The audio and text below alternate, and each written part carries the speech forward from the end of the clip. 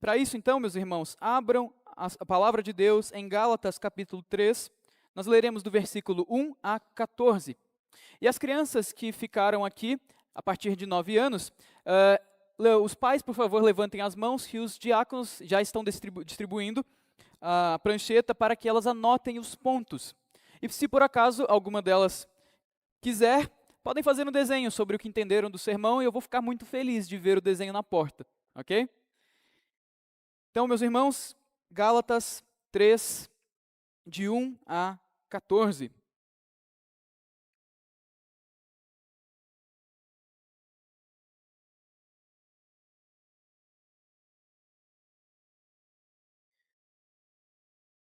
Diz assim a sagrada e inspirada Escritura: Ó Gálatas insensatos! Quem vos fascinou a vós outros, ante cujos olhos foi Jesus Cristo exposto como crucificado? Quero apenas saber isto de vós. Recebestes o Espírito pelas obras da lei ou pela pregação da fé? Sois assim insensatos que, tendo começado no Espírito, estejais agora vos aperfeiçoando na carne? Terá sido em vão que tantas coisas sofrestes? Se, na verdade, foram em vão. Aquele, pois, que vos concede o Espírito e que opera milagres entre vós, porventura, o faz pelas obras da lei ou pela pregação da fé? É o caso de Abraão, que creu em Deus e isso lhe foi imputado para a justiça. Sabei, pois, que os da fé é que são filhos de Abraão. Ora, tendo a Escritura previsto que Deus justificaria pela fé os gentios, pré-anunciou o Evangelho a Abraão. Em ti serão abençoados todos os povos. De modo que os da fé são abençoados com o crente Abraão. Todos quantos, pois, são das obras da lei, estão debaixo de maldição, porque está escrito: Maldito todo aquele que não permanece em todas as coisas escritas no livro da lei, para praticá-las. E é evidente que pela lei ninguém é justificado diante de Deus, porque o justo viverá pela fé. Ora, a lei não procede da fé, mas aquele que observar os seus preceitos, por eles viverá. Cristo nos resgatou da maldição da lei, fazendo-se Ele próprio maldição em nosso lugar, porque está escrito: Maldito todo aquele que for pendurado em madeiro, para que a bênção de Abraão chegasse aos gentios, em Jesus Cristo, a fim de que recebêssemos, pela fé, o Espírito prometido. Vamos orar mais uma vez? Santíssimo e bondoso Deus, nós queremos louvar e bendizer o Teu nome, porque Tu és santo, maravilhoso e bom, ó Deus. Nós reconhecemos que Tu és o Deus Todo-Poderoso, nós reconhecemos que Tu és o Deus soberano e que além de Ti não há outro, ó Pai. E nós somos agradecidos a Ti, porque o Senhor não permaneceu em silêncio, ó Deus, mas o Senhor se revelou por meio da Tua palavra, Pai. Bendizemos ao Senhor porque pela Tua palavra somos instruídos e podemos Te conhecer cada vez mais. E queremos suplicar que neste momento o Senhor, ó Pai, nos alimente um pouquinho mais com a Tua palavra. A realidade, ó Deus, é que somos necessitados, a realidade, ó Pai, é que não temos capacidade, a realidade é que não podemos dar um passo sem o Senhor nos auxiliar. Por isso, nos socorre neste momento, Pai. Tem compaixão de nós, ajuda-nos, ó Deus, a olhar para Ti por meio da Tua palavra, e que neste momento, ó Pai, diminua o homem, que neste momento a Tua igreja seja edificada pela visão de Cristo Jesus crucificado. Que ao final desta noite, ó Deus, todos nós estejamos prostrados diante da cruz, estejamos prostrados diante de Ti e nos agarremos ao nosso Senhor Jesus Cristo com mais firmeza, para que vivamos de modo agradável ao Senhor. Essa oração que fazemos, em nome de Cristo Jesus, o nosso mediador. Amém. Quando nós vamos à escola, nos primeiros anos, é muito comum nós aprendermos sobre cultura brasileira, né? Quando nós aprendemos sobre história brasileira, nós aprendemos um pouquinho sobre a história dos indígenas e junto com isso, normalmente vem o aprendizado do folclore brasileiro, não é? As histórias, as lendas que são contadas em nosso país desde muito tempo. E há uma dessas histórias do nosso folclore que é de origem indígena, que nós conhecemos como a história da Iara. Iara nada mais é do que uma sereia. Os indígenas contavam que ela era uma índia, que era metade homem ou metade homem não, metade humano, metade peixe. Yara é conhecida porque ela literalmente enfeitiça homens com o seu canto, e estes homens são arrastados para o fundo das águas e de lá nunca mais retornam. Ou se retornam, voltam loucos, completamente insanos. O apóstolo Paulo, neste trecho que nós lemos, está nos ensinando a tomar cuidado com um tipo de feitiço também, ou com um tipo de voz que vem aos nossos ouvidos e que pode, da mesma forma com que a lenda dizia que Yara fazia, nos levar para a morte. As vozes que nos levam para longe da justificação pela fé. O apóstolo Paulo aqui está argumentando com os Gálatas para que eles aprendam definitivamente a crer na justificação pela fé e deixem de escutar aquelas vozes falsas que estão enfeitiçando os seus ouvidos, que estão enganando os seus ouvidos e que os estão atraindo a um falso evangelho que por fim os levará à morte. Os índios diziam: cuidado com a mãe d'água, ela enfeitiça os seus ouvidos. Paulo está dizendo aos Gálatas: cuidado com o falso evangelho, ele enfeitiça os seus ouvidos e vai te levar para a morte. Por isso ele argumenta em favor da justificação pela fé. Então o tema do sermão desta noite, amados irmãos, é motivos para crermos na justificação pela fé. Motivos para crermos na justificação pela fé. Antes de nós adentrarmos o texto e vermos quais são esses motivos, vamos lembrar um pouquinho do que Paulo está tratando no contexto dessa passagem. Nós nos lembramos que Paulo escreve essa carta, provavelmente foi uma das primeiras cartas que Paulo escreveu, se não foi a primeira. E ele escreve essa carta aos Gálatas, que não era uma igreja propriamente dita, mas uma região de várias igrejas, provavelmente. E por que Paulo escreve? Porque depois de evangelizar aquele povo, esse povo ouvir o evangelho, crer em Cristo e caminhar com Cristo durante algum tempo, falsos mestres adentraram a igreja e agora estavam levando o povo de volta para o judaísmo.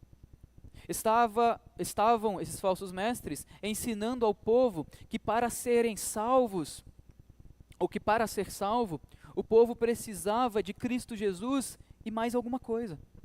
Estavam dizendo às pessoas que somente a fé em Cristo não era bastante, eles precisavam ainda guardar as leis de Israel, precisavam ainda ser circuncidados, precisavam ainda guardar as leis dietéticas de Israel, ou seja, o que eles estavam promovendo era uma salvação pelas obras. E no sermão da semana passada, o reverendo Tiago pregou do versículo 15 a 21, que nada mais é do que nós podemos chamar a tese de Paulo em toda essa carta. No versículo 15 a 21 do capítulo 2, o apóstolo Paulo resume todo o ensino da carta. Ele nos mostra sobre o que a carta trata, é a tese dele. E agora, do capítulo 3:1 até o capítulo 4:11, Paulo vai dar argumentos para justificar tudo o que ele falou antes. Então ele dá o seu ensino, ele fala: olha, eu quero ensinar isso para vocês. A justificação não é pelas obras. Para você ser salvo, você não precisa ser um judeu. A justificação é pela fé. Esse é o ensino de Paulo do 15 ao 21, no capítulo 2. E agora, do 3:1 ao 4:11, ele vai dar uma série de motivos, uma série de argumentos para provar o seu ponto. E são alguns desses argumentos, alguns desses motivos que nós veremos na noite de hoje. Então, motivos para crermos na justificação pela fé. Em primeiro lugar, o primeiro motivo é que nós recebemos dádivas pela fé. Veja como Paulo começa o versículo 1. Ele começa com uma expressão muito forte. Ó Gálatas insensatos. Ou então, a palavra insensatos aqui poderia muito bem ser traduzida por Gálatas tolos. O contrário de sábio, o contrário de instruído, o contrário de alguém que sabe como, quando e o que fazer. Tolo, insensato. E por que os Gálatas eram insensatos? Porque eles estavam sendo fascinados por doutrinas estranhas. O apóstolo Paulo, aqui nesses primeiros versículos, vai argumentar com eles a partir da própria experiência dos Gálatas. E o começo desse argumento é chamando os Gálatas de insensatos, de tolos. E a palavra que ele utiliza aqui para fascinar é bastante importante e é bastante curiosa, nós podemos dizer. Porque fascinar aqui, no original, é literalmente enfeitiçar. Por isso que eu falei do feitiço de Ara no começo. O que Paulo está falando aqui não é que os Gálatas tinham sido enfeitiçados, não é isso. Mas ele está falando que o comportamento dos Gálatas de seguir falsos mestres, de abandonar o verdadeiro evangelho e começar a tentar ganhar a salvação por meio de suas obras, por meio do cumprimento da lei, era algo tão esquisito, tão fora do normal, tão contrário a tudo o que eles tinham vivido antes, que parecia que alguém estava controlando eles. Parecia que alguém tinha enfeitiçado eles e eles estavam fora de si. É por isso que Paulo chama eles de tolos, loucos, e diz: vocês parecem que estão enfeitiçados, parece que vocês perderam a razão de vocês. Por quê? Porque eles estavam abandonando o verdadeiro evangelho. E que verdadeiro evangelho era esse? Era o verdadeiro evangelho que foi mostrado, foi pregado por Paulo quando ele foi lá. E como Paulo pregou esse verdadeiro evangelho? Ele expôs, diz o versículo 1, ante os olhos dos Gálatas, Jesus Cristo como crucificado. O que o apóstolo Paulo está falando aos Gálatas é o seguinte: eu não entendo o que vocês estão fazendo. Porque quando eu fui até vocês, eu preguei o evangelho de forma tão clara, de forma tão óbvia, de forma tão pura, que parecia que o próprio Cristo estava sendo crucificado na frente de vocês, e vocês reconheceram isso. Vocês reconheceram o sacrifício de Cristo, vocês reconheceram a justificação pela fé, vocês reconheceram o amor do nosso Senhor. Cristo foi exposto, foi pregado diante de vocês como tendo sido crucificado naquela hora. E vocês creram. Mas agora, parece que tudo isso ficou para trás. Parece que vocês foram enfeitiçados.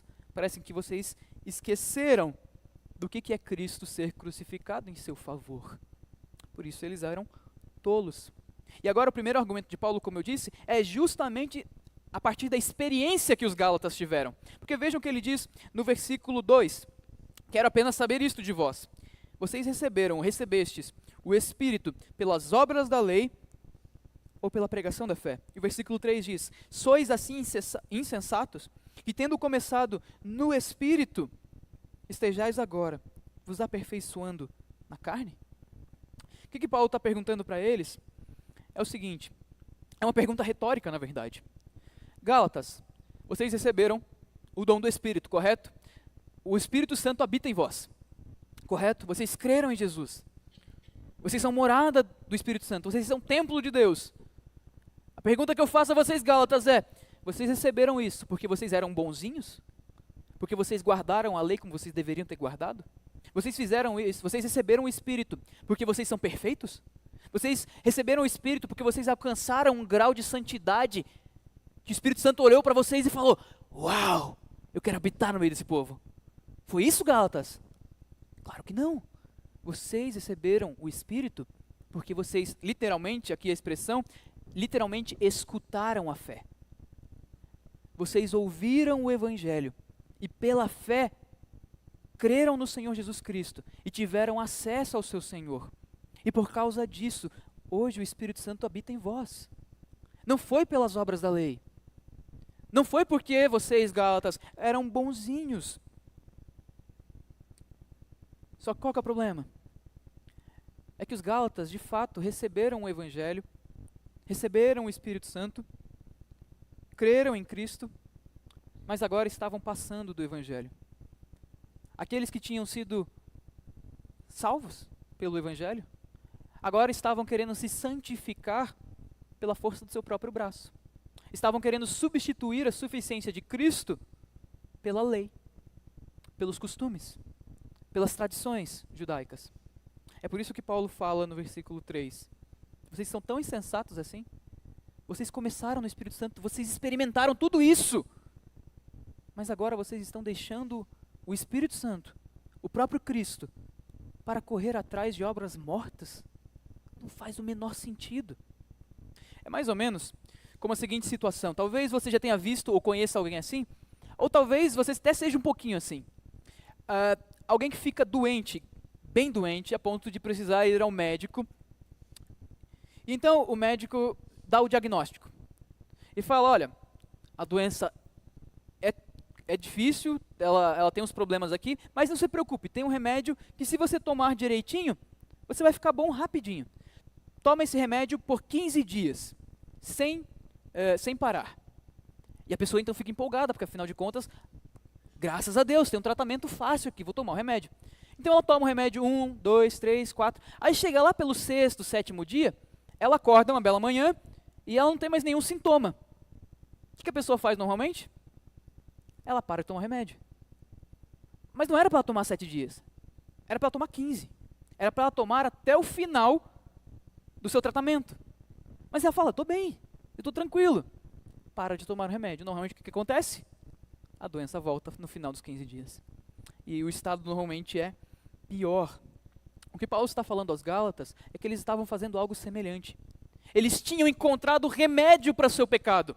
Eles tinham encontrado o remédio para a sua morte espiritual, Cristo Jesus crucificado, não as obras da lei, não a obediência à lei para alcançar a salvação, mas sim a fé pura no sacrifício de Cristo, que dá acesso a tão grande salvação. E eles tinham se regozijado com isso, eles tinham experimentado o que é o poder do Evangelho, que nos dá paz, que nos dá alegria em Cristo Jesus, e eles começaram a caminhar, mas então eles acharam que estavam bem, e que agora eles não precisavam mais do remédio. Eles acharam que não precisavam mais de Cristo. E eles começaram a voltar para as obras da lei. Talvez os próprios falsos mestres dissessem isso para eles. Talvez os próprios falsos mestres dissessem, viu, a gente não está negando que você precisa crer em Jesus, é claro que você precisa, mas não é só Jesus. Para você avançar e alcançar um status maior na sua salvação, você precisa fazer isso. E quando você fizer essas coisas, aí você está salvo. No caso deles você precisava ser judeu. O que isso nos ensina, meus irmãos? Nos ensina que nós não devemos buscar meios carnais para vencer nossos pecados. O apóstolo Paulo nos diz que os Gálatas estavam passando do Espírito para a carne. Ou seja, eles estavam deixando de confiar em Cristo e estavam buscando dentro de si mesmo e achando que a sua natureza caída, por meio do seu esforço, por meio da sua força de vontade, por meio da sua disciplina, poderia levá-los a uma obediência que faria com que eles merecessem a salvação. Mas o apóstolo Paulo diz, não. Da mesma forma nós, meus irmãos, não podemos buscar em meios carnais vencer os nossos pecados. Isso é simplesmente impossível. Nós não precisamos de Cristo apenas para perdoar os nossos pecados. Nós precisamos de Cristo para todos os momentos da nossa vida. Todos os dias nós precisamos dar um passo após o outro em dependência de Cristo Jesus. Porque sem Cristo Jesus nós não venceremos nenhum dos nossos pecados. Só que o grande problema é que nós vivemos em uma sociedade completamente secularizada, onde os meios carnais, os meios humanos para vencer os nossos vícios, estão cada vez mais sendo impregnados. Hoje em dia, na nossa sociedade não existe mais pecado, porque tudo tem um CID, tudo virou doença, tudo tem um diagnóstico. Então as pessoas começam a chamar de aquilo que a Bíblia chama de pecado, de doença. Veja, eu não estou dizendo que não existem doenças mentais, é claro que existem. É claro que, por vezes, até mesmo crentes vão precisar de tratamento, eu não estou falando contra isso. Eu estou falando contra uma tendência que, inclusive, tem adentrado o meio da igreja. Nós temos tentado vencer os nossos vícios, nós temos tentado vencer os nossos pecados por meios completamente humanos. Ao invés de irmos a Cristo, muitas vezes nós estamos indo ao terapeuta. Eu não estou dizendo que por vezes você não vai precisar, mas eu estou falando que o problema do nosso coração não vai ser resolvido assim. Não há como vencer o pecado por meios humanos. Não basta você mudar a sua rotina. Não basta você achar que basta você ser disciplinado. Não basta você ter força de vontade. Você precisa de Cristo. Nós precisamos de Cristo para vencer o nosso pecado. Não há como. Não há outro meio. Mas nós podemos estar substituindo Cristo por meios carnais. Nós começamos no Espírito. Nós dizemos, eu creio em Cristo. Mas quando nós precisamos lutar contra o nosso pecado, não é a Cristo que nós recorremos. Quando nós precisamos lidar com os nossos pecados dentro de casa, nós podemos recorrer a teorias pedagógicas completamente anticristãs. Quando nós vemos injustiças na sociedade, nós podemos recorrer e podemos acatar ideologias completamente ateístas e contrárias à Escritura. Então nós vamos tentar vencer o pecado, nós vamos tentar avançar como ser humano pela força do nosso braço, não pelas Escrituras. Recorra a Cristo, não tente começar pelo Espírito e tentar avançar sem Cristo, não vai dar certo. Isso é insensatez, é loucura, é tolice. Mas Paulo ainda está preocupado com o povo da Galácia. É verdade que Paulo está bastante bravo nessa carta. Se os irmãos repararam, Paulo não dá nem saudação nessa carta, ele já chega com os 2 pés no peito dos Gálatas. Ele de fato está indignado, ele vai falar isso mais para frente. Entretanto, a indignação de Paulo é justa, é santa e visa o bem. Ele de fato é duro com os Gálatas, mas o versículo 4 nos mostra que, apesar dessa dureza com os Gálatas, ele ainda fazia tudo isso por compaixão a eles. Porque olhem o que o versículo 4 nos diz. Terá sido em vão que tantas coisas sofrestes, se na verdade foram em vão. A ideia aqui, na palavra sofrer, no original não tem necessariamente uma conotação negativa. A palavra aqui poderia muito bem ser traduzida não por sofrer exatamente, mas simplesmente por experimentar. Não é sofrer no sentido negativo da palavra. É sofrer no sentido, ou experimentar, no sentido de passar por algumas experiências. E a palavra aqui faz alusão às experiências que os Gálatas tiveram. E o que os Gálatas experimentaram? Eles experimentaram a pregação do Evangelho. Cristo foi pregado para eles como crucificado, nos diz o versículo 1. Eles experimentaram o dom do Espírito. Eles se tornaram a habitação do Espírito, como nos diz o versículo 2. E no versículo 5 ainda Paulo complementa, dizendo que os Gálatas experimentaram milagres da parte de Deus. Porque no livro de Atos nós vemos isso acontecer, quando os apóstolos vão pregando nas cidades, seguem a pregação vários sinais e prodígios do Espírito Santo. E os Gálatas experimentaram isso também. Então o que Paulo está fazendo aqui é olhando para os Gálatas e falando, vocês esqueceram de tudo que vocês passaram?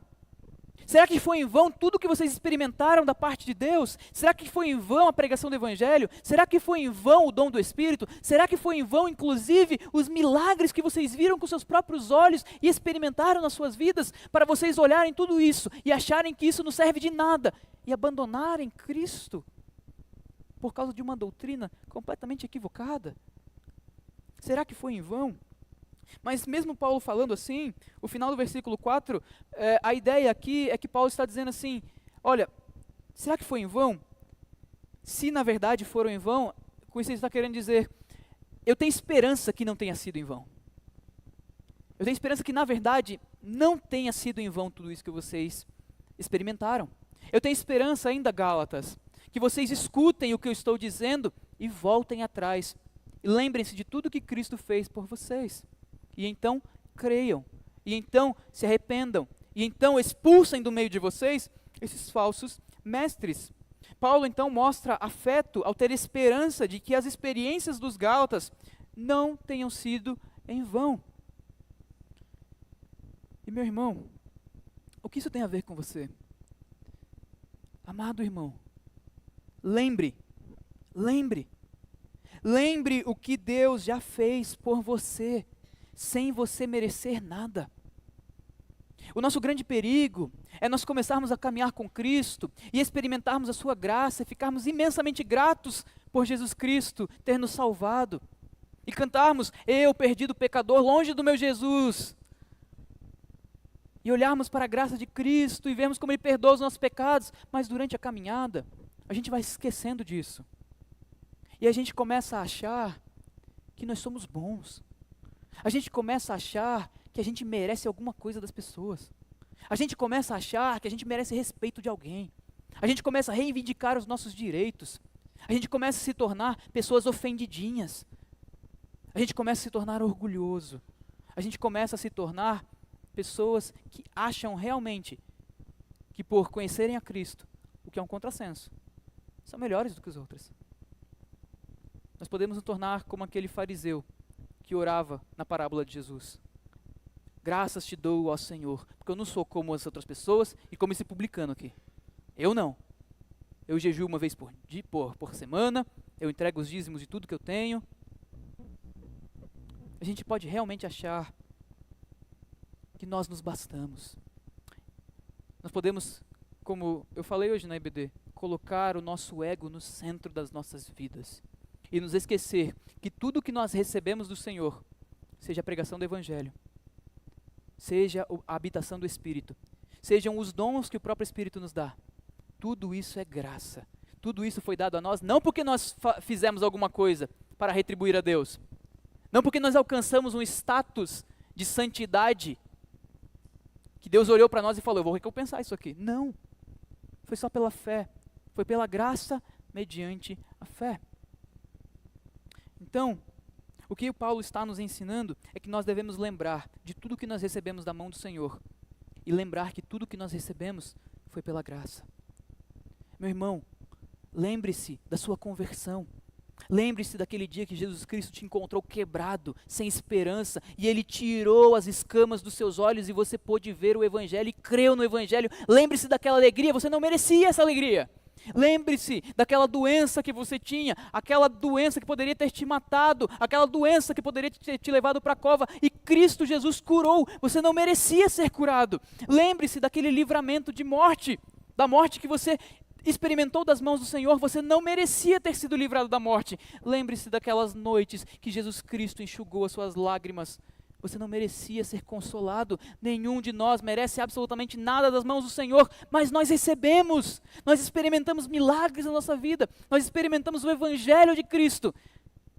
Por isso, nós não podemos continuar a nossa caminhada achando que nós merecemos alguma coisa. Tudo o que nós temos, todas as nossas dádivas, não foram pelas obras da nossa lei. Não foi por um mérito pela nossa boa conduta. Foi unicamente porque nós cremos em Cristo. E Cristo Jesus foi gracioso conosco. Tudo o que nós recebemos, desde a salvação até as menores bênçãos que você pode contar, e eu sei que você tem muitas para contar. Tudo foi graça. Nós não podemos começar na graça, começar na fé, e então começar a viver segundo o nosso próprio orgulho. Não podemos. Então, por que nós devemos crer na justificação pela fé? Em primeiro lugar, porque nós recebemos dádivas pela fé, não pelas obras da lei. Em segundo lugar, porque nós somos filhos de Abraão pela fé. Versículos 6 a 9.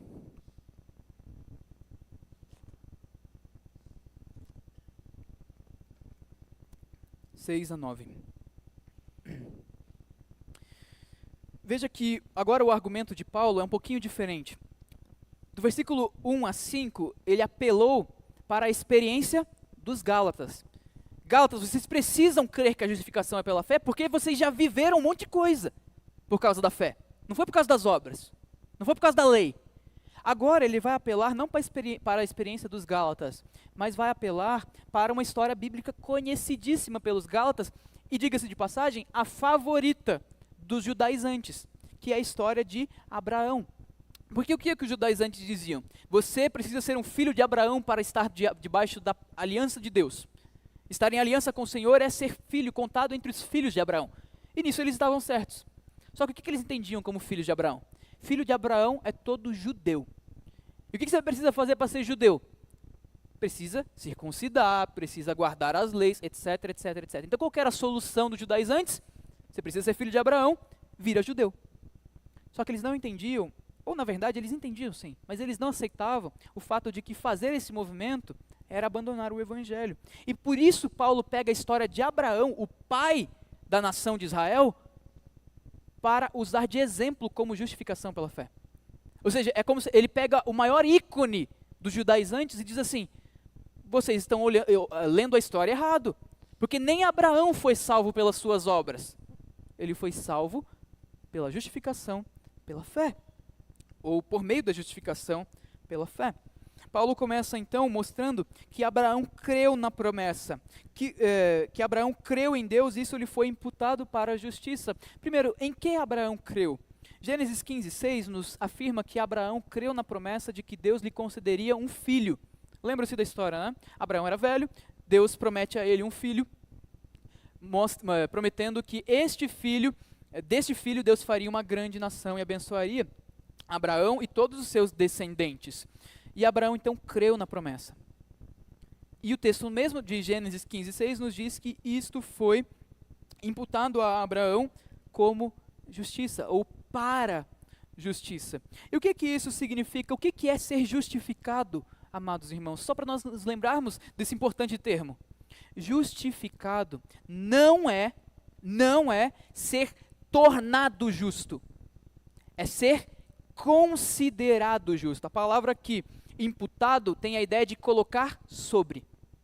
Colocar sobre. O que eu quero dizer com isso? É que quando nós somos justificados, nós não somos tornados por Deus justos, ou seja, Ele não nos transforma em pessoas justas e perfeitas para nos salvar. O nome disso não é justificação. O nome que é dado ao processo de Deus nos tornar menos pecadores e mais parecidos com Ele é santificação. E isso é algo progressivo. Começa quando nós cremos em Cristo e só termina quando nós estamos no céu. Mas justificação não. Justificação é um ato legal da parte de Deus. É um ato jurídico. É o ato no qual um justo juiz olha para nós e diz: eu sei que você é pecador, eu sei que você é culpado diante da lei, mas a partir de agora eu te considero justo. Por quê? Porque ele pegou a justiça de Cristo e imputou, ou seja, ele colocou sobre nós. Os reformadores tinham uma expressão muito bonita para isso. Eles diziam, Lutero principalmente falava isso, que nós somos ao mesmo tempo justos e pecadores. Como pode ser isso? Eu sou pecador, mesmo depois de crer em Cristo. Eu continuo enfrentando as minhas lutas diárias. Eu continuo muitas vezes desagradando ao Senhor.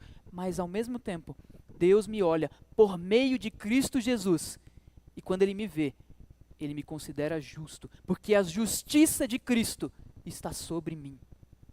Deus me olha, Deus nos olha, Deus te olha pelas lentes da justiça de Cristo. Você não é justo em si, mas é considerado justo pelo Pai por causa de Cristo. E como que nós temos acesso a essa justificação? Pelas obras da lei? Pela obediência que nós prestamos à lei? É porque nós cumprimos uma determinada quantidade de regras e alcançamos a salvação? Não! Somente pela fé em Cristo Jesus. Isso é justificação. E o que Paulo está explicando aqui, no versículo 7 ele diz: sabei, pois, que os da fé que são filhos de Abraão. Esse saber aqui pode muito bem ser entendido como uma afirmação. É como se Paulo tivesse dizendo assim: vocês conhecem a história de Abraão, né? Conhecem, ok. Bom, se vocês conhecem a história de Abraão, você sabe que ele foi justificado pela fé. Então vocês sabem também que os da fé, aqueles que creem é que são filhos de Abraão. E Paulo vai repetir isso inúmeras vezes nas suas cartas. Em Romanos mesmo ele fala que nem todos os de Israel são verdadeiramente israelitas, mas sim a semente santa, mas sim aqueles que são considerados justos pelo Senhor, aqueles que creem em Cristo. O próprio Cristo falava sobre isso, não é? Ele dizia que os filhos de Abraão são aqueles que fazem as obras de Abraão. A fé.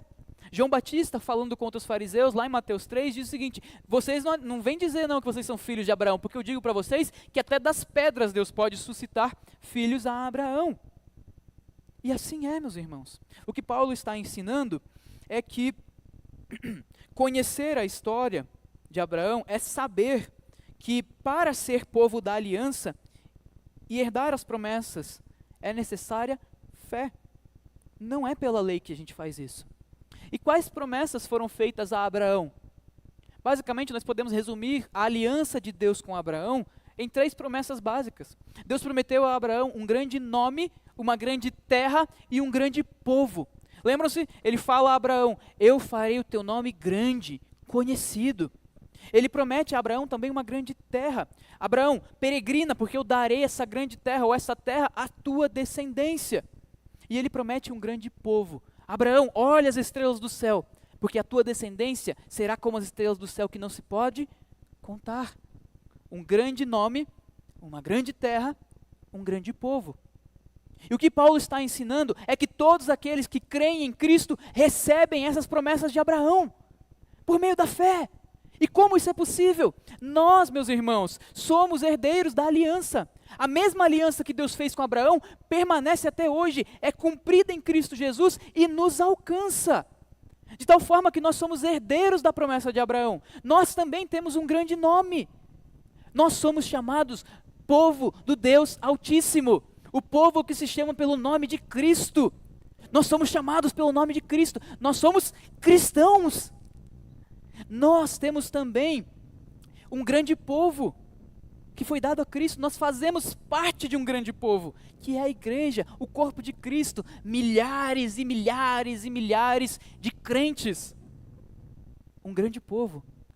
E aí você pode se perguntar, e a grande terra que eu não estou vendo? Cristo Jesus conquistou isso por você. Você é herdeiro dos novos céus e da nova terra, que muito em breve Ele trará. Não uma Canaã terrestre, mas uma Canaã celestial. Então aquela aliança que Deus fez com Abraão, que se estendia a seus filhos, nos alcança por meio do seu descendente, Jesus Cristo. Nós somos parte da mesma aliança que Deus fez com Abraão. Nós somos o povo da aliança, pela fé. O que Paulo está então nos ensinando é que nós não podemos achar que podemos ganhar a salvação.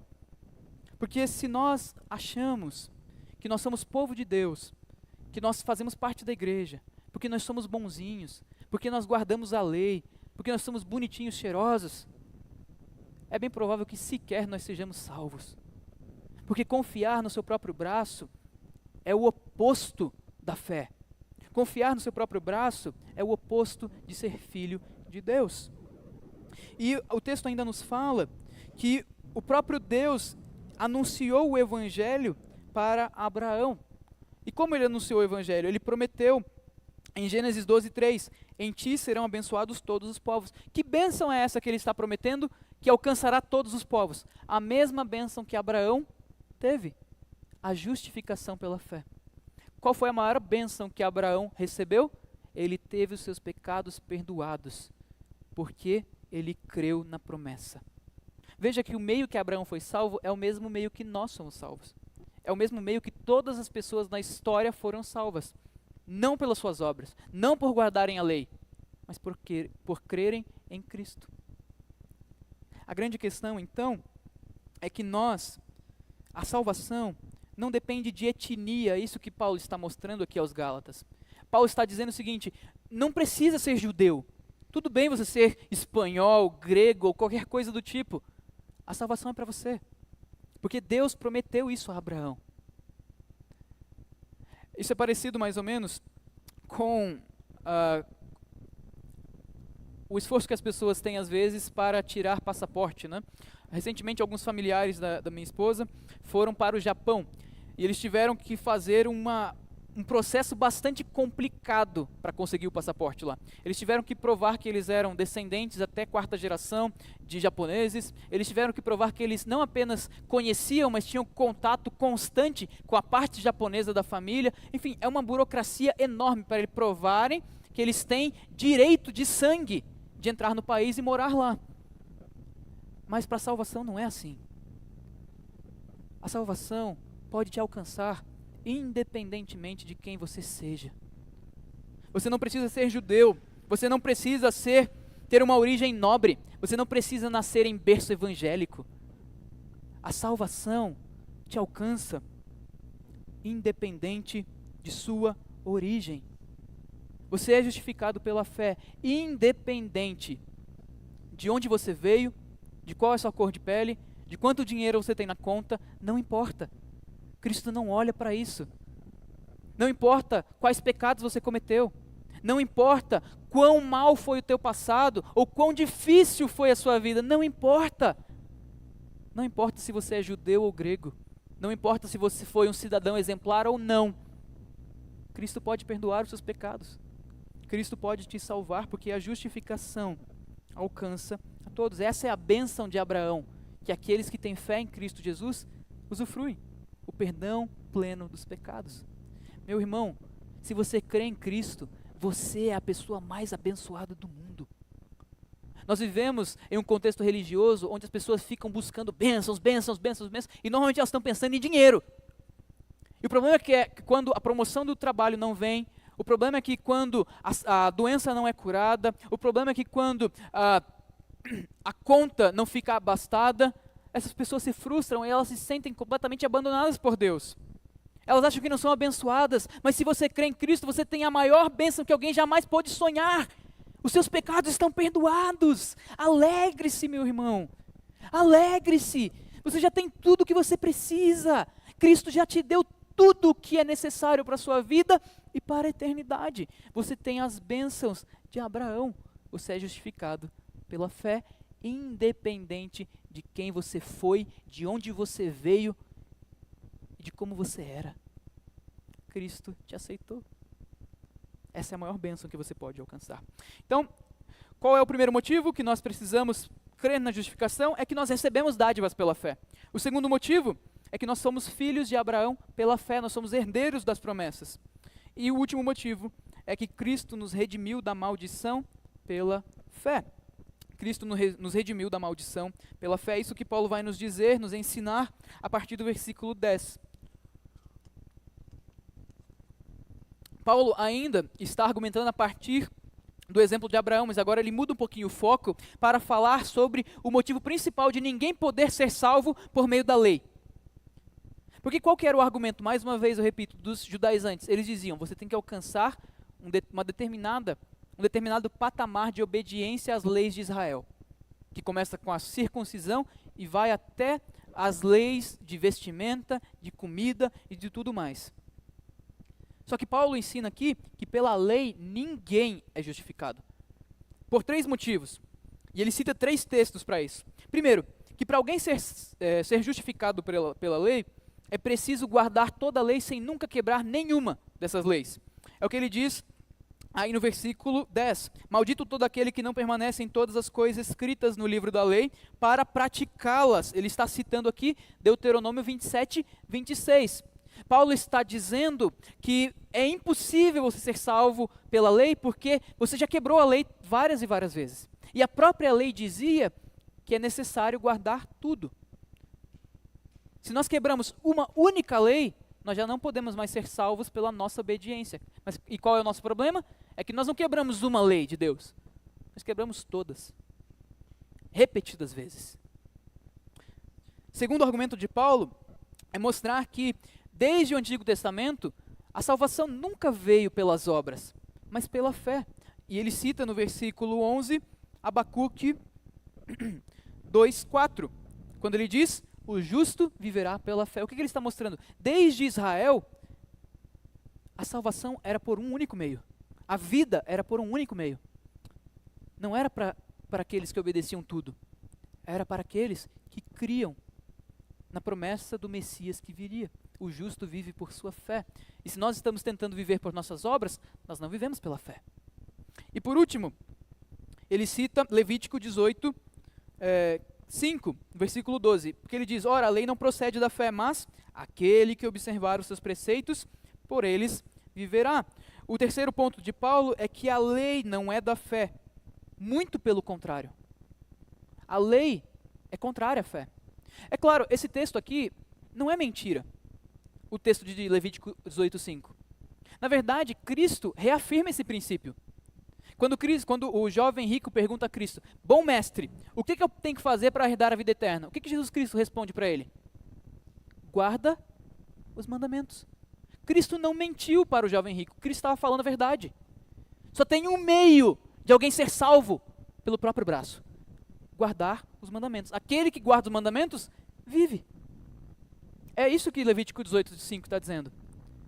Entretanto, mesmo os judeus do Antigo Testamento sabiam que é impossível um humano alcançar aquilo que a lei oferece. A lei pode dar vida? Claro que ela pode. Só que qual que é o problema? É que nós não conseguimos viver de acordo com a lei. Então nós não conseguimos alcançar a vida que a lei promete. Então nós precisamos de graça. E os judeus do Antigo Testamento sabiam disso. Tanto é que eles faziam o quê? Sacrificavam. Eles ofereciam sacrifícios porque eles entendiam que por conta própria eles não poderiam ser aceitos diante de Deus. Era preciso que um inocente morresse em seu lugar. E Paulo está lembrando tudo isso aos Gálatas para dizer uma coisa, uma única coisa. Aqueles que tentam viver pela lei são malditos, por esses 3 motivos. Malditos. O que é ser maldito? É estar debaixo da ira e do ódio de Deus. Da ira de Deus, da vingança de Deus, do desagrado de Deus, debaixo da condenação de Deus. E qual que é o grande ponto, meus irmãos? É que esses 3 textos nos mostram que todos nós, por natureza, estamos debaixo de maldição, porque qual de nós nunca quebrou a lei? Na verdade, nós nascemos contaminados. Há um fato histórico no século passado que ficou bastante conhecido, que foi o desastre em Chernobyl. Chernobyl era uma região onde havia uma usina nuclear, a usina de Chernobyl. Em 1986, ela explodiu, ela arrasou com aquela região. Aquela região ficou extremamente radioativa, ficou contaminada, de tal forma que as pessoas não podiam chegar perto, porque poderiam pegar câncer e outras doenças. Mas qual foi a surpresa? Que depois de algum tempo, eles viram que, após a explosão, algumas plantas haviam sobrevivido. E não apenas algumas plantas haviam sobrevivido, mas depois de um tempo maior, plantas começaram a nascer em Chernobyl. Frutas nasceram. Só que o que aconteceria se alguém pegasse uma daquelas frutas e comesse? Aquelas frutas, por causa do ambiente na qual elas estavam, já cresceram completamente contaminadas. Elas nasceram contaminadas. E tudo o que elas podiam dar, oferecer a outras pessoas, não era nutrientes, era contaminação, doença. Da mesma forma, amado irmão, nós somos como essas frutas. Nós nascemos em pecado, em iniquidade nossa mãe nos gerou, diz Davi. Nós nascemos contaminados. E tudo o que nós produzimos é infecção. Nós nascemos debaixo da lei, e por nascer debaixo da lei, nós somos malditos. Essa é a condição de todo aquele que está longe de Cristo. Essa é a condição de todo aquele que nunca se arrependeu dos seus pecados. Se você que está aqui, jovem, velho, não importa. Se você não está em Cristo, saiba de uma coisa: você é maldito. Você está debaixo da ira de Deus. E se Ele te matar hoje, você vai acordar no inferno. Isso deveria te fazer tremer. Enquanto você não crer em Cristo, enquanto você não entregar a sua vida ao seu Senhor, enquanto você não se arrepender dos seus pecados, enquanto você não viver para o seu Salvador, você está debaixo da grande maldição, porque é isso que nós somos. Nós somos todos contaminados, nós somos todos radioativos. Nós somos pecado, e a nossa própria existência ofende ao nosso Criador. Longe de Cristo não há esperança para você. Como tem sido sua vida? Você já creu em Cristo? Você já se arrependeu de verdade dos seus pecados?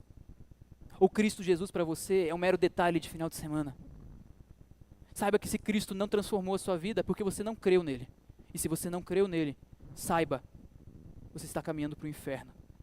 A Escritura diz que você é maldito. Arrependa-se.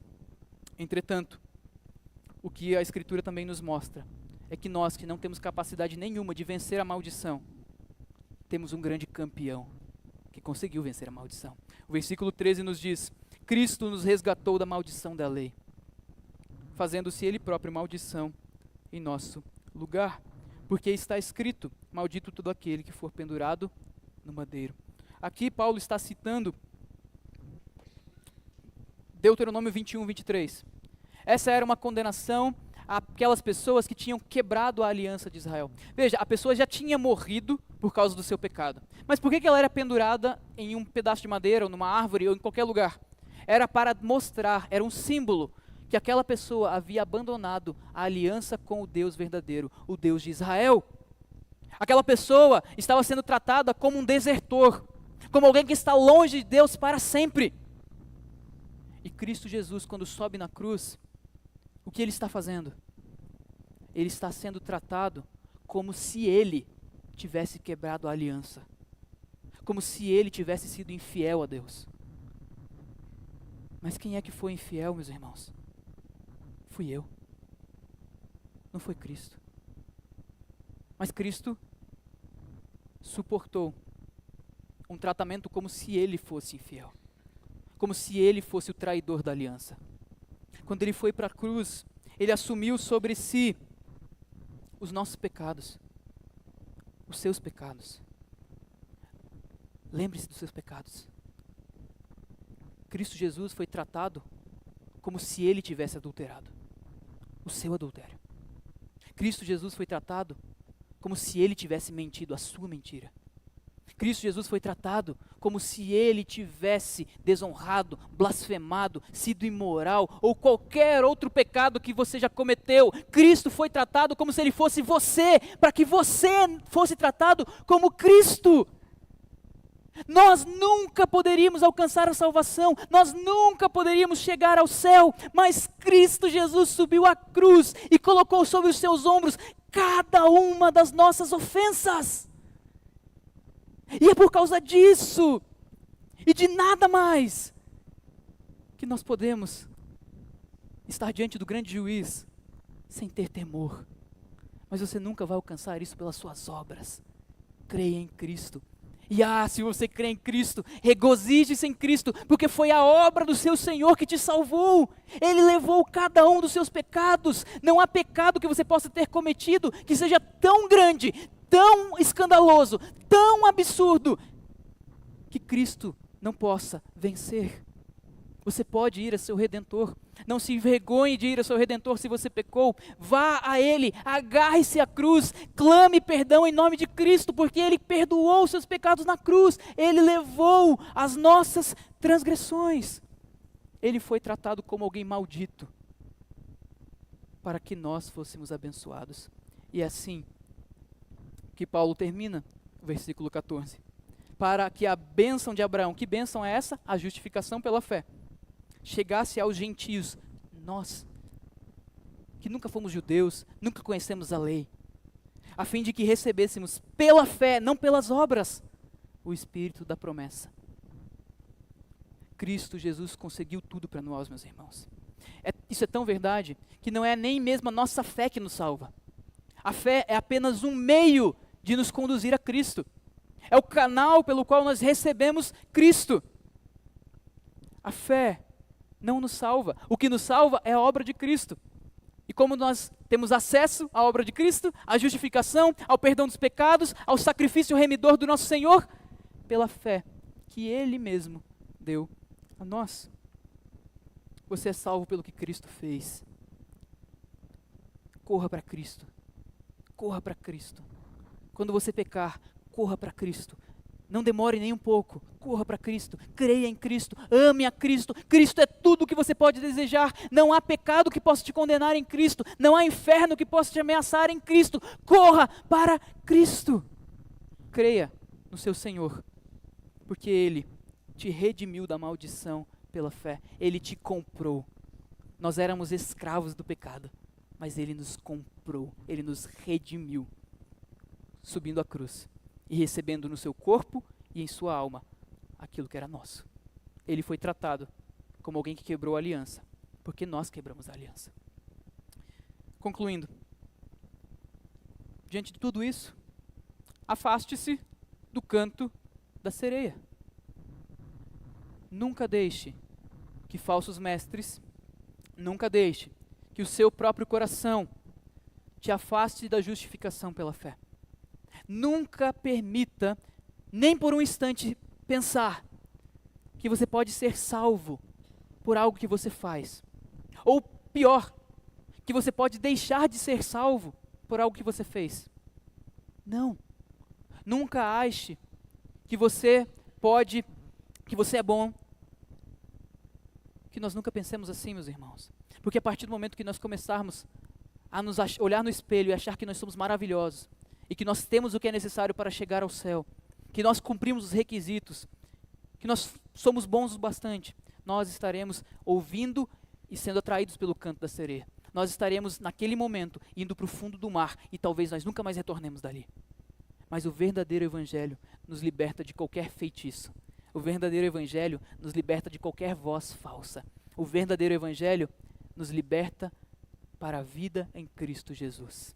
O verdadeiro evangelho nos liberta dos nossos pecados, porque Cristo nos redimiu, porque Cristo pagou todas as nossas culpas. Você não deve mais nada. Creia no seu Senhor e viva para Ele. Não deixe se levar pelas falsas vozes do seu coração, do mundo e de falsos evangelhos. Creia em Cristo, porque Ele justifica mediante a fé.